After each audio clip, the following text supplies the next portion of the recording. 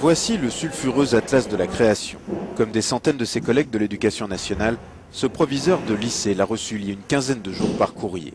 Avec ses 770 pages et ses luxueuses illustrations, le livre en impose. Il est ouvertement créationniste, il réfute la théorie darwinienne de l'évolution des espèces. Pour l'éducation nationale, la situation est très claire. L'ouvrage ne doit pas être diffusé parce qu'il fait appel au créationnisme et que l'éducation nationale a pris position nettement sur ce point. L'auteur, Haroun Yahya, compare des photos de fossiles vieux de plusieurs millions d'années à des espèces actuelles et cite le Coran pour démontrer qu'il n'y a pas d'évolution et que tout a été créé tel quel par Dieu. Mais le plus surprenant se trouve dans la conclusion. L'auteur affirme qu'en parlant de sélection naturelle, Darwin valorise le conflit.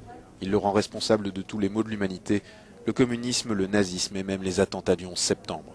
Les fondamentalistes musulmans commencent à comprendre que c'est une problématique majeure en Occident.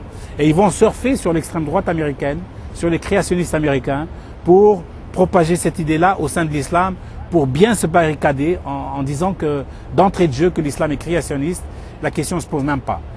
Sur son site internet, Haroun Yahya, de son vrai nom Adnan Oktar, se présente comme un éminent académicien turc.